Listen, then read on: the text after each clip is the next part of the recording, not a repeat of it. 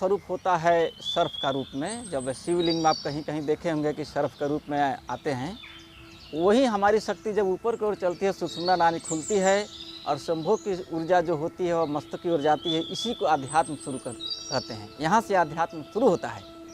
कहने के लिए कोई कुछ कह सकता है, वास्तविकता अध्यात्म यहीं से शुरू होता है जब हमारी ऊर्ध्वगमन की शुरुआत होती है। और जब तक हम अधोगमन की क्रिया में हैं और अध्यात्म की बात करते हैं, यह केवल एक ढोंग है, ढकोसला है, बस कही सुनी बातें हैं। और इसमें जितनी भी चक्र हैं वो जागृत होती है और हम ऊर्ध्वगमन को उपलब्ध होते हैं। हमारा मणि जाकर मस्तक में आता है, वहाँ से आभा मंडल चालू होता है, जिसको मनीषी मणि वाले कहते हैं। बस सूक्ष्म रूप से आध्यात्म की यही परिभाषा है। और इसमें जितनी भी क्रियाएं हैं जो कि और जितने भी चक्र खुलते हैं उसका शक्ति प्रभावित होता है, मनुष्य के अंदर आकर्षण शक्ति आता है और वो उसकी हर क्रिया जब चक्र खुलती है तो हर क्रिया उससे प्रभावित होकर वो अपना प्रभाव दिखाती है, मनुष्य के प्रति आकर्षण लाती है और अपने शक्तियों के माध्यम से वो लोग जो कुछ भी करते हैं वो करते हैं। ईश्वर की प्राप्ति में जा रहे तो चक्र तो खुलना ही है, क्योंकि योग कर रहे हैं तो ये क्रियाएं ऑटोमेटिक होना है। अगर भक्ति में है तो क्रियाएं भी खुलती है, मतलब परंतु ईश्वर की कृपा से। और उसमें दर्शन, भक्ति का अर्थ है कि दर्शन होना, उनको देखना है। जब ईश्वर मिल जाएंगे तो पूरा शरीर ईश्वर के स्वरूप में आ जाता है, वो सब कुछ देख लेता है इच्छा मात्र से। लेकिन जब योग साधना कर रहे हैं, जब क्रिया से गुजर रहे हैं, तो ये सब क्रिया चक्रें अपने आप खुलती जाएंगी, बस आपको तो चलना है। इसको अदैवत कहते हैं। और जो भक्ति करते हैं वो दैवतवाद है, अर्थात दूसरा ईश्वर। वही अध्यात्म है, जब क्रिया सभी चक्रें खुलना स्वयं ईश्वर है। अदैवत शंकराचार्य का सूत्र, दूसरा कोई नहीं। तो हम ब्रह्मासी, वो शिव रूप है, ब्रह्मा विष्णु रूप। जिस रूप में अपने को देखे, गुरु का जो जैसा डायरेक्शन हो, गुरु जिस रूप में बतावे वो अपने जिस रूप में देखे वही है। समस्त रूप में देखे, एक रूप में देखे, उसकी अपनी जिज्ञासा है। चलें, अध्यात्म का मतलब है कि जब कुंडली जागृत होती है, ये सारी चक्रें जब चलती है तो स्वाभाविक सबके अंदर, चेतन प्राणी के अंदर है, परंतु इसका मार्केटिंग नहीं होना चाहिए, क्योंकि ये मार्केटिंग की चीज़ नहीं है। अगर आप किसी गुरु के सानिध्य में हैं और उनके प्रभाव से, शक्तिपात से अगर जागृति है, तो जब तक आप उनके साथ रहेंगे तब तक वो शक्ति कार्य करेगी। जब उनके सानिध्य से अलग होंगे, वो फिर अपनी शक्ति अपने जहाँ रहेगी वहाँ वापस चली जाती है। इसलिए इसका मार्केटिंग नहीं होना चाहिए, इसका व्यवसाय नहीं होना चाहिए। ये तो सतत गुरु की जिज्ञासा होनी चाहिए, भक्ति होनी चाहिए। आप अध्यात्म करें या भक्ति करें, योग करें या भक्ति करें, क्योंकि योग और भक्ति एक विपरीत दिशा में चलकर एक ही स्थान को उपलब्ध होती है। क्योंकि ईश्वर को उपलब्ध होना है, ईश्वर की प्राप्ति होनी है। जो कहता है अदैवत है वो स्वयं ईश्वर के सदृश होता है, और भक्ति मार्ग कहता है कि दूसरा ईश्वर है, वो सर्वात्मक परमात्मा है, वो उसमें विलीन होना है। इसलिए भक्ति और योग एक विपरीत अवस्था में चलकर एक ही स्थान को उपलब्ध होती है।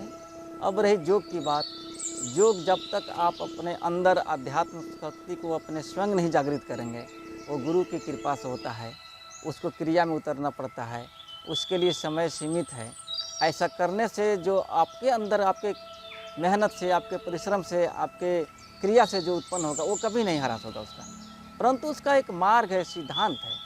उसके नियमों के पालन में रहेंगे तभी जाकर वो आपके पास रहेगी, अन्यथा वो भी निष्क्रिय हो जाती है। इसलिए ये जो शक्तिपात है और जो अध्यात्म की जो भी चक्र हैं, आपको कुंडली से लेकर और शस्त्राराज्ञा चक्र तक, ये सब आपको अपनी कमाई से हासिल करनी है।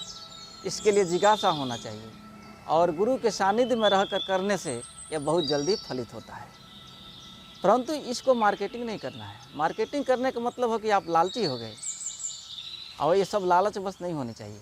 ये ईश्वर की उपलब्धि के लिए होनी चाहिए और संसार के कल्याण के लिए होना चाहिए। योग का मतलब कि संसार का कल्याण हो, आपके अंदर शक्ति होगा तो आप मानव समाज का कल्याण करें, संसार के हित की काम करें, इसका व्यवसाय नहीं करें। व्यवसाय करना एक तरह का ये पाप हो जाएगा। इसलिए गुरु के कृपा के द्वारा ये जागृत होती है, और उनके बताए हुए मार्ग पर चलने से अस्थायी रूप से आपको कभी भी ये कामयाबी मिलेगी, अन्यथा क्षणिक फायदा के लिए करने से क्या फ़ायदा।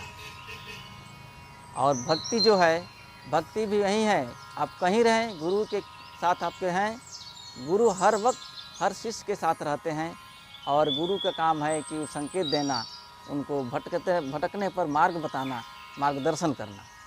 इसलिए आप गुरु के भक्ति, उनकी सेवा और उनके चरणों में अपने लगन को लगा कर रखें। कोई भी काम करेंगे वो सिद्ध हो जाएगा, भक्ति करें या योग करें। जी, आजकल देखा जा रहा है कि कोई शिष्य गुरु के सानिध्य में जाकर शक्तिपात की प्रार्थना करते हैं कि हमको शक्ति दे दें। मान लिया आपने कमाया नहीं, गुरु आपकी सेवा से प्रसन्न होकर आपको शक्तिपात दे दिए हैं, तो कितना देर तक रहेगा? वो चार्जिंग कब तक चलेगा? जब तक उनकी साथ में है, सानिध्य में है, तब तक वो रहेगा। लेकिन जब उनसे अलग होंगे तो टूट जाएगा, क्योंकि आपके पास अपनी क्रिया, अपनी साधना, अपनी क्षमता नहीं है, वो आपकी ऊर्जा नहीं है। आप अपने शरीर के अंदर जो चक्र हैं उसको अपनी क्रिया से, अपनी ऊर्जा से उसको जागृत करेंगे, तभी जाकर वो आपके लिए अस्थायी रूप से रहेगा।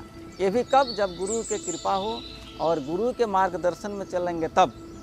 अन्यथा इसको व्यवसाय रूप देंगे तो सार्थक नहीं होगा।